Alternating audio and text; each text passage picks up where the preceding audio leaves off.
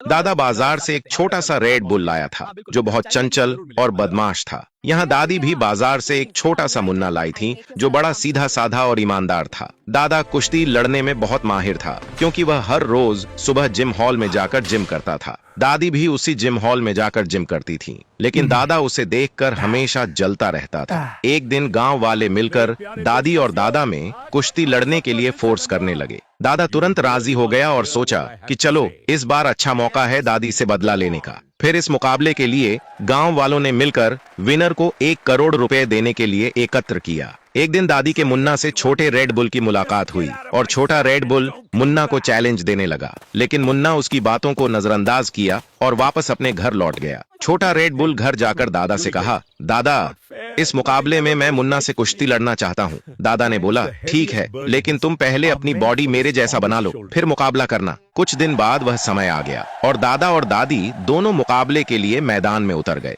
यहाँ सभी गांव वाले मिलकर ताली बजाकर दोनों को हौसला दे रहे थे। घंटी बजते ही दोनों में मुकाबला शुरू हो जाता है और दोनों लड़ने लगते हैं। कुछ देर बाद दादी ने दादा को ऐसे उठाकर पटका कि वह उठ नहीं पा रहा था। तभी दादा का रेड बुल यह देखकर गुस्से से लाल हो गया और दादी की आंख में लाल मिर्च फेंक दी और दादी जोर जोर से चिल्लाने लगी, लेकिन गांव वाले रेड बुल की चाल को समझ ही नहीं पाए। तभी दादा ने दादी को ऐसे उठाकर पटका कि वह हमेशा के लिए दुनिया छोड़कर चली गई। मुन्ना ये देखकर बहुत रोता है क्योंकि उसे इनाम का गम नहीं, उसकी दादी को खोने का गम था। वहीं दादा और रेड बुल जीत की खुशी में जोर जोर से हंस रहे होते हैं। अब मुन्ना घर आने के बाद सारी बातों को भूल गया और दादी के घर में अकेला रहने लगा। समय बीत गया और मुन्ना धीरे धीरे बड़ा हो गया और वह खेत में बहुत मेहनत करता था। यहाँ रेड बुल भी बड़ा हो गया, लेकिन वह दादा के पैसों पर अय्याशियां करता रहता था। एक दिन मुन्ना बाजार में सब्जियां बेच रहा होता है, तभी रेड बुल उसकी दुकान पर आया और उसकी गरीबी पर बहुत हंसता है और दादी के बारे में उल्टा सीधा कहकर मुन्ना का मजाक उड़ाता है।